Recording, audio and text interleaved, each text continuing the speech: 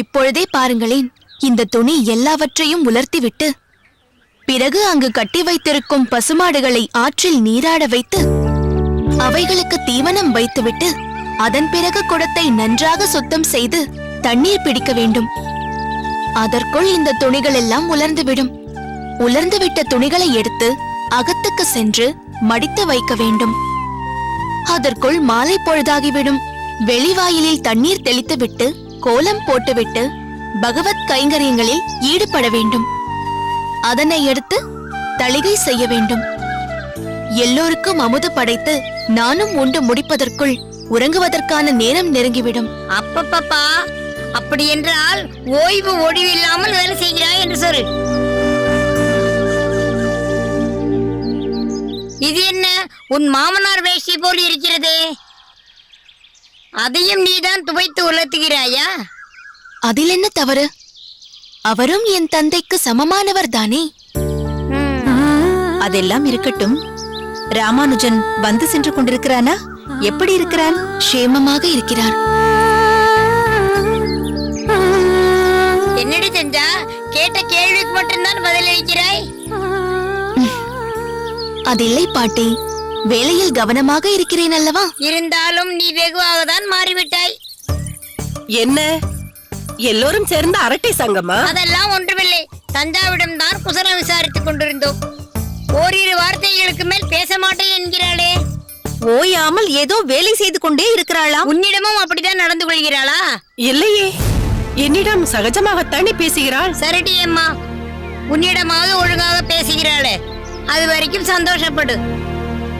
என்ன அமுதா, நாம் புறப்படலாமா? தாயார் மகளும் பேசிக் கொண்டிருக்கட்டும். தஞ்சாவிற்கு புத்திமதி சொல்லு.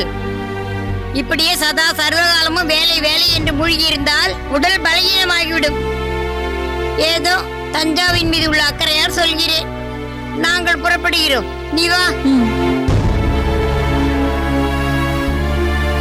என்ன தஞ்சா, இவர்கள் ஏதேதோ சொல்கிறார்கள். அன்று நீ நம் அகத்திற்கு வந்த போது உன் மாமியார் உன்னை தாங்கு தாங்கு என்று தாங்குகிறார், எல்லா வேலையும் அவர்தான் செய்கிறார்கள் என்று சொன்னாயே. உண்மையிலேயே எல்லாம் நீதான் செய்கிறாயா? அப்படியெல்லாம் ஒன்றும் இல்லை அம்மா. அவர்கள் செய்கிறார்கள் என்பதால் நான் பார்த்து கொண்டிருக்க முடியுமா? பகிர்ந்து கொள்கிறோம். என்ன, நான் சற்று அதிகமாக பகிர்ந்து கொள்கிறேன். அப்படி என்றால் உன்னிடம் வேலை வாங்குகிறார்களா? தவறாக ஏதாவது கற்பனை செய்து கொள்ளாதே அம்மா. அவர்கள் எதுவும் சொல்வதில்லை, நானாகத்தான் எல்லாமே செய்கிறேன். அவர்களுக்கும் வயதாகிவிட்டது, உடல் உபாதைகளும் இருக்கின்றதல்லவா. நான் சிறியவள், அதுதான் சற்று அதிகமாக வேலை செய்கிறேன். இப்பொழுது கூட அவர்கள் கோயிலுக்கு சென்றிருக்கிறார்கள். என்னையும் அழைத்தார்கள், நான் தான் மறுத்துவிட்டேன், வேலைகள் இருப்பதால்.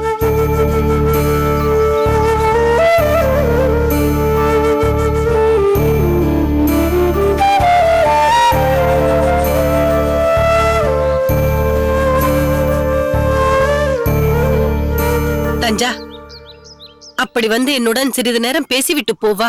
இல்லை அம்மா, இப்பொழுது எனக்கு பேச அவகாசம் இல்லை. வேலைகள் நிறைய இருக்கிறது. அவர்கள் கோவிலிருந்து திரும்புவதற்குள் அதையெல்லாம் செய்து முடிக்க வேண்டும். அதையெல்லாம் ஒதுக்கி வை. அதையெல்லாம் தள்ளி போட முடியாதம்மா.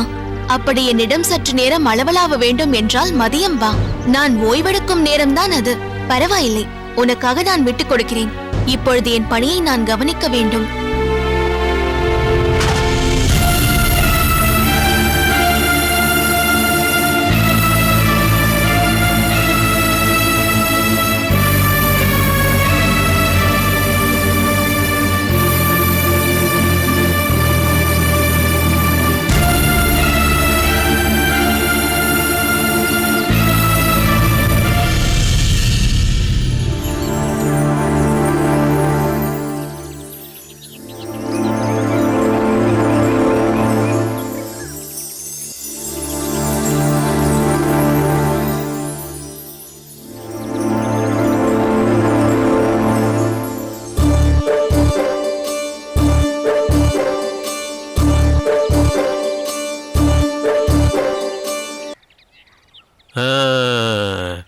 கைலாசா, குருநாதா,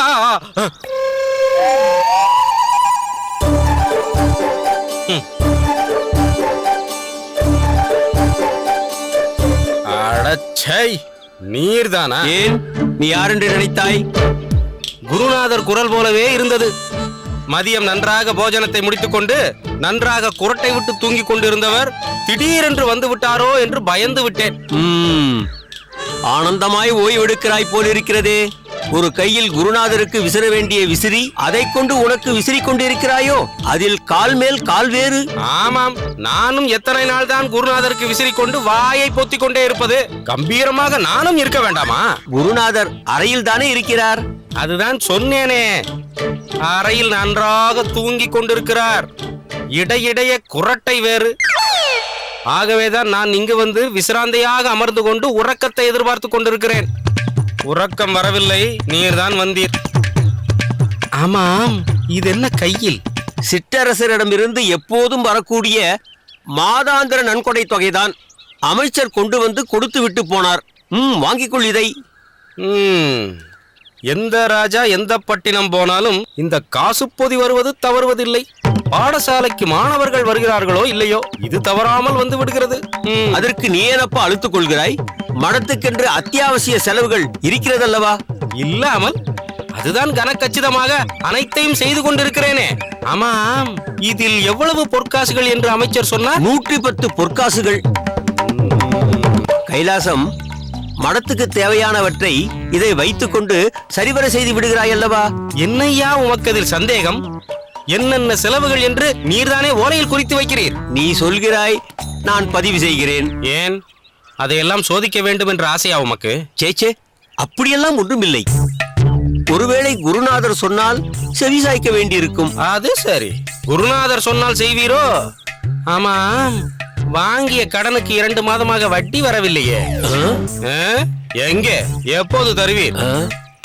கைலாசம், வருகின்ற மாதத்துக்கு அடுத்த மாதம் தந்து விடுகின்றேன். இதை பேசும்போது மட்டும் வார்த்தைகள் கோர்வையாக வர மறுக்கின்றது, அப்படித்தானே? அப்படியெல்லாம் ஒன்றுமில்லை. சரி, போகட்டும். 2 மாதம் கழித்தே கொடும். என்ன, வட்டியும் 2 மடங்கு அதிகமாகும். நீர் 2 மாதம் கழித்தே கொடும். என்னப்பா இது, 2 மடங்கு வட்டி என்று வயிற்றில் புளியை கறக்கின்றாயே? சரி, 2 மடங்கு இல்லை, போதுமா? அப்பாடா, 1.5 மடங்கு தான். ஐயோ, ரொம்பவும் அதிர்ச்சியை வெளிப்படுத்தாமல் இரும்.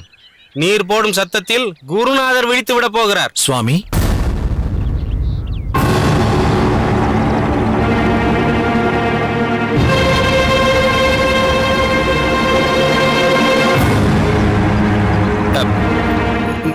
நீ எப்போது இங்கு வந்தாய்? அடியேன் எப்போதோ வந்து விட்டேன். அது சரி, இங்கு எதற்காக வந்தாய்? குருநாதர் உறங்கிக் கொண்டிருக்கிறார். அப்படியா? ஒன்றுமில்லை, குருநாதரின் வஸ்திரங்களை துவைப்பதற்கு எடுத்துச் செல்ல வேண்டும். அதற்காகத்தான் வந்தேன். போய் எடுத்துக்கொள். சற்று நில். குருநாதரின் உறக்கத்தை கெடுக்காமல் பதவிசாக காரியத்தை செய், புரிகிறதா? ஆகட்டும் சுவாமி. செல். ஏதோ அவர் உறங்கும் போதுதான் நான் நிம்மதியாக ஓய்வெடுக்க முடிகிறது. அவருக்கு பணிவிடை செய்கிறேன் என்று இவன் அவரை எழுப்பிவிட்டால் பின்னர் அவருக்கு நான் பணிவிடை செய்யும் சூழ்நிலை ஏற்பட்டுவிடும். சம்பூரணம், அவன் நமது பேச்சை ஏதேனும் கேட்டிருப்பானோ? அப்படியொன்றும் தெரியவில்லையே. இருந்தாலும் நாம் என்ன தவறாக பேசிவிட்டோம்?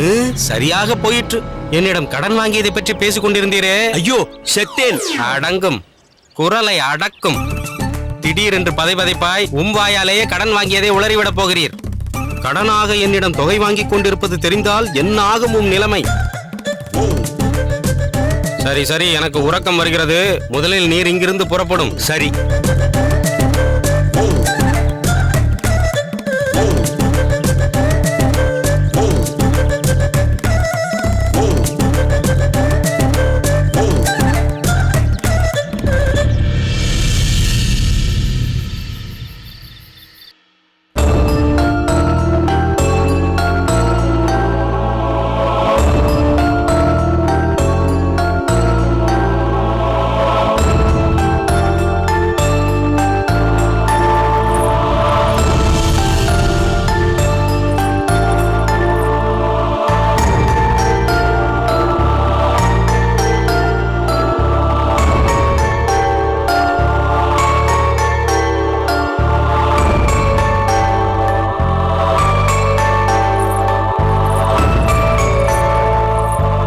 சுவாமி, பொழுதாகிவிட்டது. அமுதுண்ண வருகிறீர்களா? சற்று பொறுத்திரு. இங்கு கணக்கில் ஒரு சிறு குழப்பம் ஏற்பட்டுள்ளது. ஓலை சுவடியில் குறிப்பிட்டிருக்கும் தொகைக்கும் பணமுடிப்பில் இருக்கும் தொகைக்கும் ஏதோ வித்தியாசம் ஏற்பட்டுள்ளது. பணம் அதிகமாக இருக்கிறது. அதுதான் எப்படி என்று புரியவில்லை. இதை சரி செய்து விட்டு வருகிறேன்.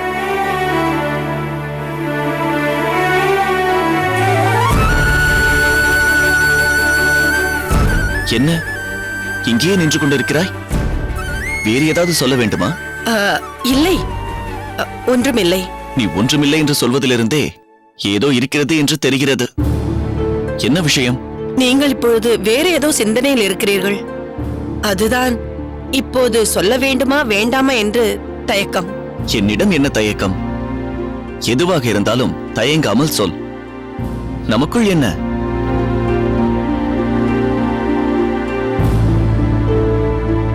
இல்லை, இன்று காலை தஞ்சாவை ஆற்றங்கரையில் பார்த்தேன். சற்று வேதனையாக இருந்தது. ஏன்? வேதனை ஏற்படும்படி என்ன நிகழ்ந்தது? பாவம் தஞ்சா. எல்லா துணிகளையும் அவளே துவைத்து பிழிந்து உலர்த்தி கொண்டிருந்தாள். மேல் மூச்சு கீழ் மூச்சு வாங்கியது அவளுக்கு. புக்ககம் என்றால் அப்படித்தான்.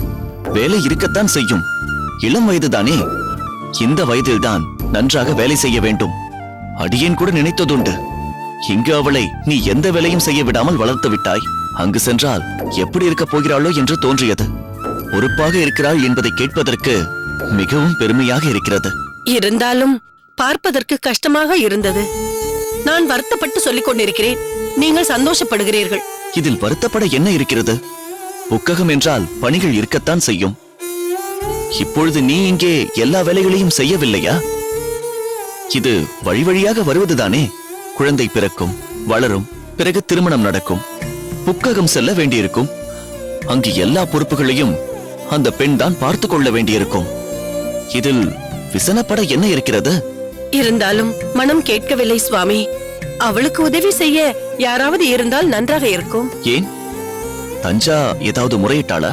இல்லை இல்லை, நானாகத்தான் கூறுகிறேன். சரி, உதவி செய்ய யாராவது என்றால் புரியவில்லையே. நீ அங்கு சென்று அவளுடன் இருக்க முடியுமா? இல்லை வேறு உறவினர்களைத்தான் அனுப்பி வைக்க முடியுமா? அப்படியே முடிந்தாலும் அது முறையாகுமா? அதை அவர்கள் ஏற்றுக்கொள்வார்களா? நானும் செல்ல வேண்டாம், உறவினர்களையும் அனுப்ப வேண்டாம். வேறு ஒரு வழி இருக்கிறது. இன்னும் என்ன தயக்கம்? சொல்ல வந்ததை சொல்லிவிடு. பொதுவாக நம் வழக்கப்படி பெண்ணுக்கு திருமணம் ஆனதும் அவளுக்கு உதவியாக இருக்க சீதன வெள்ளாட்டியை அனுப்பி வைப்போம். ஆமா, அது வசதி படைத்தவர்கள் செய்வது. ஏகத்திற்கு வேலை செய்பவர்கள் இருப்பார்கள். பெரிய வீடாக இருக்கும், செல்வ செழிப்பில் இருப்பார்கள். அந்த பணியாட்களில் ஒருவரை பெண்ணுடன் அனுப்பி வைப்பார்கள். சீர்சனத்தியுடன் வண்டி கட்டி அனுப்பும் பொழுது சீதன வெள்ளாட்டி என்பவளையும் துணைக்கு அனுப்புவது வழக்கம். ஆனால் இங்கு நாம் இருவர் மட்டும்தான் இருக்கிறோம். வேறு யார் இருக்கின்றனர்? இல்லையென்றால் உன் மகனைத்தான் அனுப்ப வேண்டும். சிரிக்காதீர்கள், நமக்கு தெரிந்த ஒருத்தி இருக்கிறாள். ஓ, எல்லாவித ஏற்பாடுகளையும் செய்துவிட்டுதான் என்னிடம் மெல்லமாக கூறுகிறாயா? யார் அந்த ஒருத்தி? அது அது பட்டு.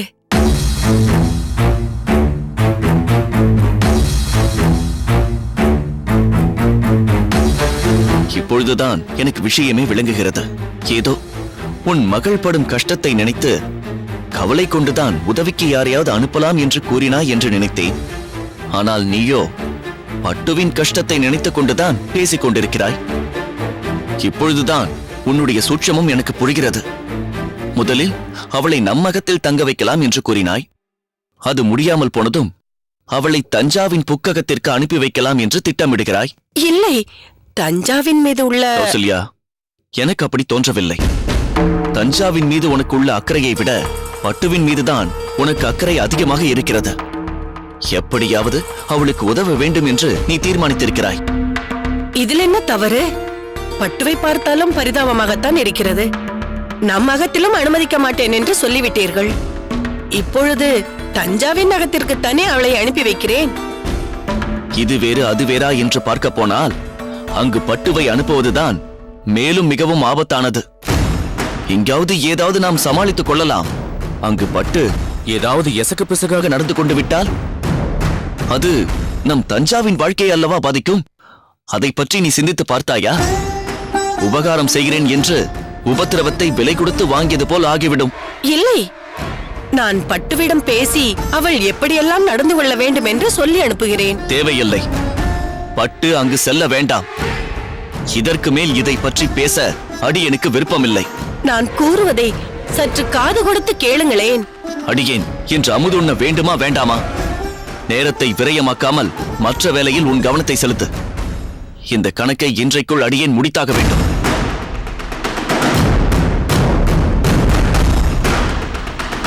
இன்னும் ஏன் இங்கே உட்கார்ந்து கொண்டிருக்கிறாய்?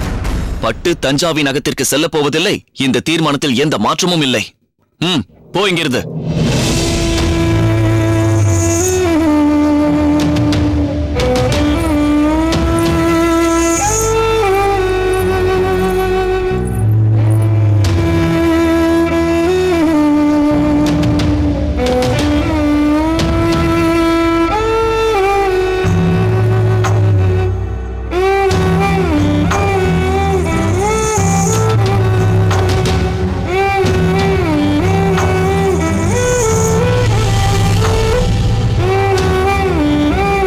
சிறுவயது முதலே மகனை வளர்த்ததால் வேறு ஒருத்தி அவன் மீது உரிமை கொண்டாடுவதை நம் மனம் ஏற்றுக்கொள்ள மறுக்கிறது.